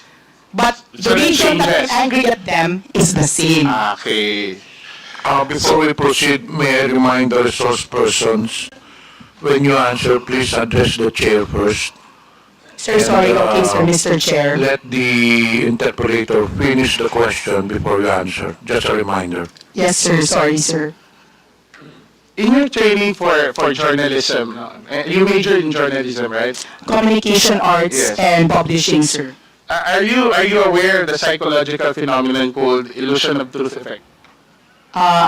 I'm not sure we discussed it, sir. So Mr. Chair. it means that when a repeated information is repeated again and again, it's likely to be perceived as true regardless of the factual accuracy. Okay, sir. For the record, let me ask, have you ever unknowingly or knowingly repeated content that turned out to be false or misleading? Have you ever? In the course of your posting, Have you ever repeated Knowingly, no, and knowingly, I am not sure. Mr. Chair, also because I would like to draw your attention to this post dated March 13 under her new account, Crusade. May ask the Secretariat to flash it on the screen, where the resource person posted, and I'll read the first paragraph. May mga pulis at military daw na nagre-resign kasi hindi na daw nila kaya. Marami daw. They cannot be part of this government daw. Crisette, Mrs. Crisette, would you confirm that this account is yours? Yes, sir. And Mr. Chairman, that's not fake news because there were TikTok. And kindly, sir, Mr. Chair, finish the post, sir, to read. Finish the... Kasi nakakahiya ako, sir. Ms. Crisette, as I've said, please let the representative finish the question first before you answer.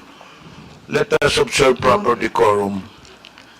So this is your Facebook account? Yes, sir. Did you post this? Yes, sir. I post the in this entire first page, first paragraph, you stand by your statement that you said na maraming, let me read it verbatim, na may mga pulis na military daw na magre-resign kasi hindi na daw nila kaya. Marami daw. They cannot be part of this government daw. Tama po ba? Yes, sir. And then Saan kindly read. nakuha ang impormasyon na to? Sir, if you go on TikTok, there are policemen. How many policemen? Sir, I'm not counting, but there are many But policemen, you and said that's a marami. general impression, But sir. you said marami. So, Yes, so sir. you just Marami, sir. posted on the basis of a single, Yes, sir. 2 or 3 posts? Yes, sir. I will not count all that, but it's a general impression, sir.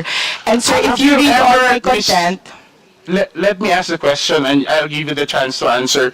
Have you ever made an effort to verify this post from official sources? yes, sir, because there were people, there were already policemen, and I am sure our policemen can also say that there were policemen that are on TikTok that are voicing out their, if they have like feelings. So, if you could kindly, sir, read the rest. So, kasi nahihiya po ako kasi may mga police dito. No. I just want to stand by your opinion. The next succeeding paragraphs are your the opinion of the resource person. I just want to stick to the factual statements you made. And that's basically saying that maraming police at military daw ang magre-resign kasi hindi na daw nila kaya. Marami daw. They cannot be part of this government.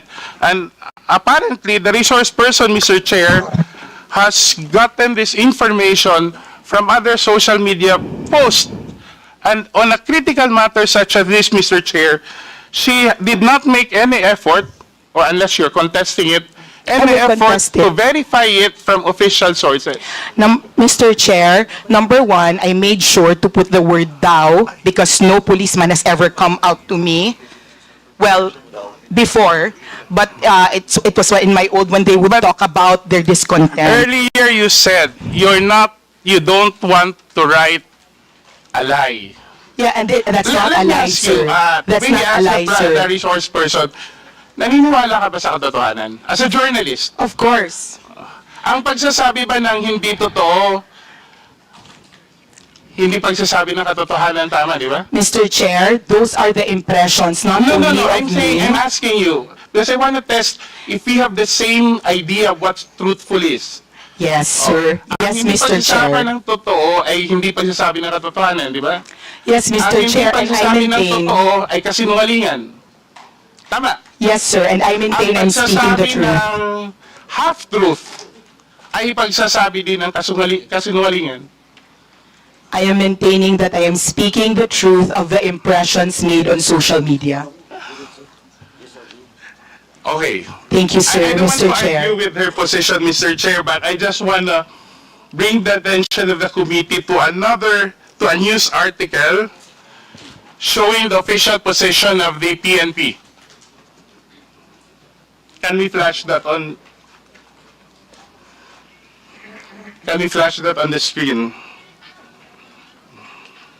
Comsec, please flash the content.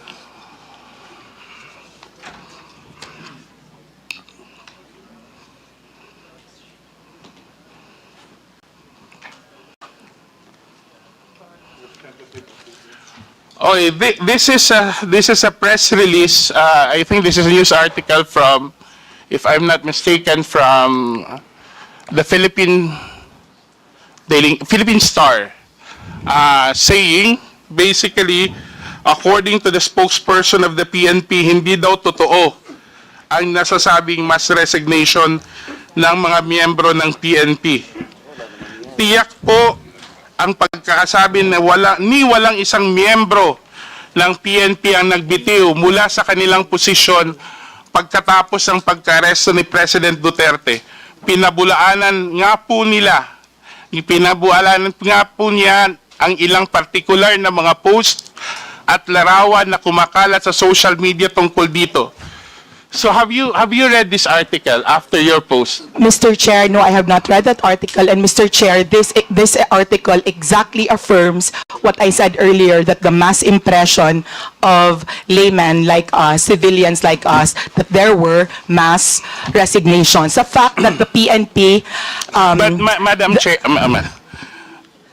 Mr. Chair, you just said, yet you do not share lies on your post, sir, diba? Sir, I shared, Mr. Chair, that's what I said, kaya ako nag-include ng daw, these were impressions. The fact, sir, that our PNP had to write a press release means kami na hindi kami, wala kaming statistics, these were the impressions that were coming to us. So you're saying that this is something sir, that can I you also just... finish? Okay. Why it's not fair here? Okay, Mr. Chair, does it mean that you have simply written this post out of your personal impressions or the impressions of you believe are posted in other social media without even making sure whether there is enough basis or have made any effort to verify your statements? Mr. Chair, if I am not an insider in the PNP and they had to release that information, it means that they are correcting the general impression of masses like us. The fact that they had to write it means that there's a general impression, and to our policeman here, I would like to and when you make address those, you that, Mr. Chair, when you make those impressions, you don't have any regard whether now you find yourself apologizing to the policeman No, here. sir, the So reason you I am didn't make any apologizing effort- is because my post was Mr. not Chair. about... Mr. Chair, can I Point of just order. please give me time to explain? Because In, it's been talked, Ms. sir, Crisette, in kindly... accordance with our rules, as I've said earlier, this will be the third time that I'm telling all the resource persons, let the interpellator finish the question first. And in fact, if I impose the rule strictly, the resource persons can only speak until I recognize you. Thank you, sir. Kung pwede lang patapusin nyo yung tanong bago kayo sumakot para hindi tayo magkakagulo rito. Babalikan ko yung tanong ko. Thank you, Mr. Chair. Ms. Garcet, sa dami ng followers ninyo, in putting out information or posting items such as what has been presented before this committee, are you saying categorically that you do not feel any responsibility for the weight and for the consequences of your posts? Can I answer now? Yes. Okay. Mr. Chair, I am saying that I am merely writing about what I see as the pulse of the masses, which is that they were afraid that there were policemen. That's why also I am very careful that I said thou. And to our honorable policeman, I am not apologizing because I wrote that. I am apologizing because you don't know the context of what I wrote. And what I wrote was, please don't resign. Because if you really want to make a difference in our country, you can best do it from the inside. It was not a condemnation of people who were resigning, but a reminder that if you're given a rare opportunity to change something that you do not like, I think, Mr. Chair, no, I think, Mr. Chair, the resource person is not answering the question because we want to focus solely on those first two statements, which I think carries a significant weight.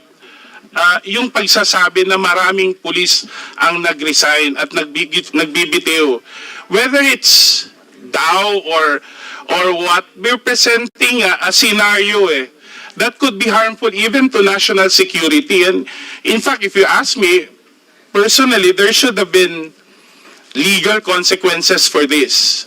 I don't know, we have a representative from PNP, so we can hear from it. Mr. Chair, do we have somebody from... Yes, General Torre, can you please answer? Mr. Chair, General Torre, have there been any incident of massive resignations following the arrest of the former president? If the qualification for the word massive, sir, is more than the normal, then there's none, sir. But for there are regular resignations, but it's not connected to this issue, sir. Thank you, Mr. Chair. What I'm trying to point out, Mr. Chair, is kung hindi ang isang social media influencer or somebody who uses social media doesn't feel responsible for one's postings, no? At even doesn't consider that whatever effect it may have on the minds of many others na nagbabasa o nakakabasa dun sa mga post niya, I think, Mr. Chair, we're treading in dangerous ground here. Kasi clearly, an audience of 10,000 per post is no small following.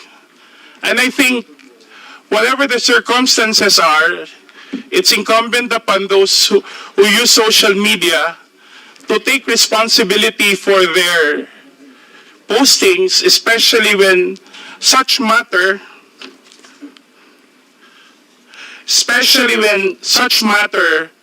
actually affect national security and affect our society as a whole. And I think in this case, this is something that we should carefully consider, especially that the resource person, Mr. Chair, in many of her posts, have actually made accusations, criticism, or exposés about public officials, about public offices and agencies. And I think we have to draw the line whether the canons of journalism, especially that Mrs. Crisette Chu is a journalist by profession, that there should be a clear demarcation between personal posts, and especially what should determine, I think, Mr. Chair, should be the content of the post rather than who the one writing is.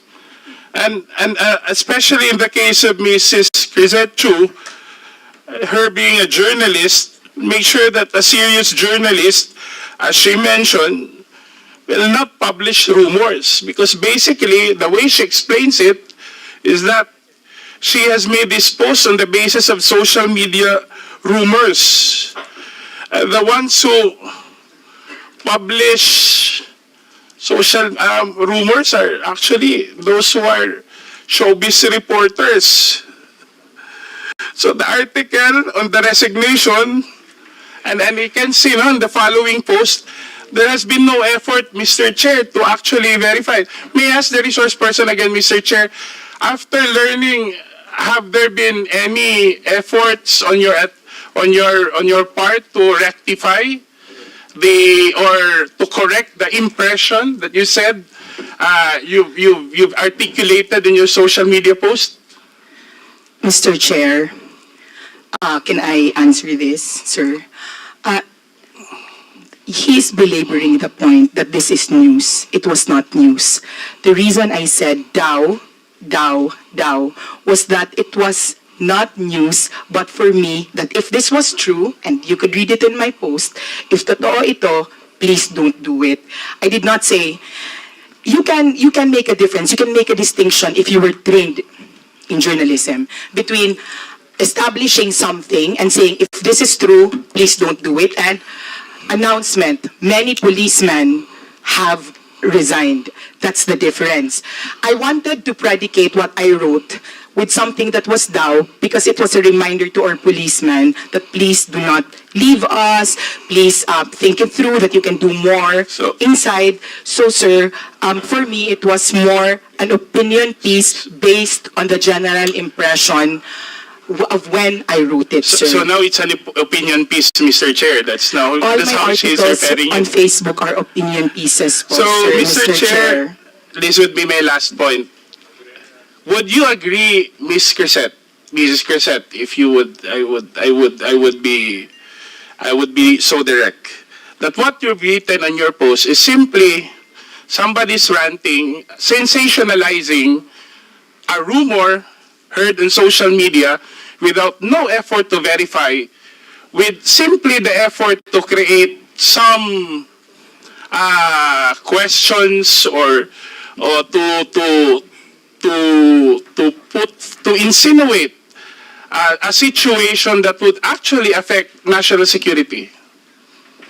Because that's how you explained it.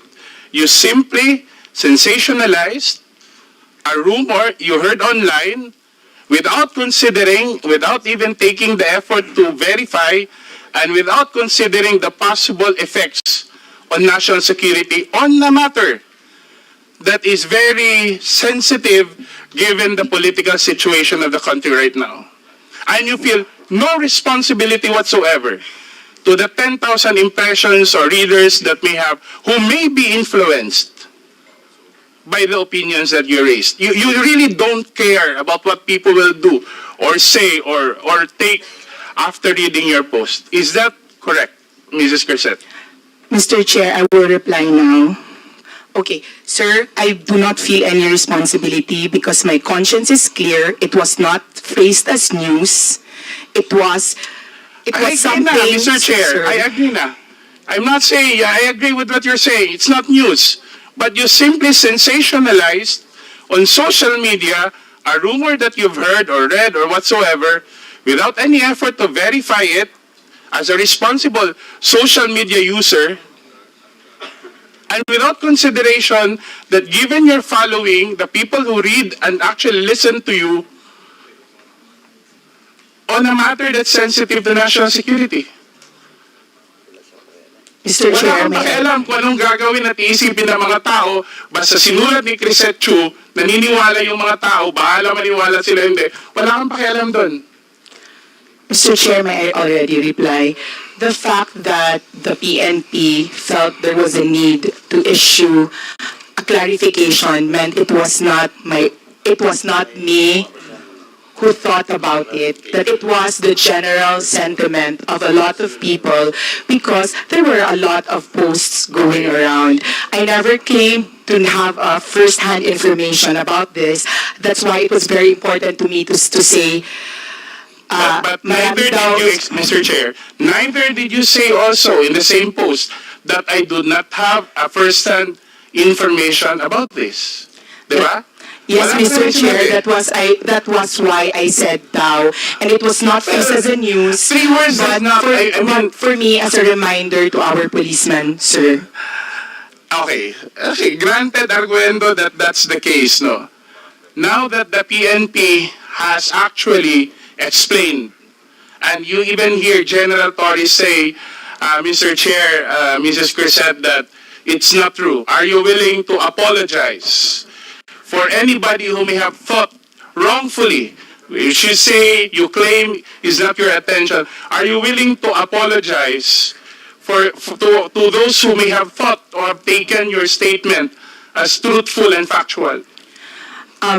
Sir, I will not apologize only because if you read the entire post, it was to support the PNP and it was a good post. It was not news. So, sir, I'm sorry if you think if Mr. Chair, I'm saying, yaminado naman ho ng resource person na nakuha lang niya yung chismis sa social media. 'Di ba? Tapos ginawa niya ng buong kwento na yung mga police, this and that.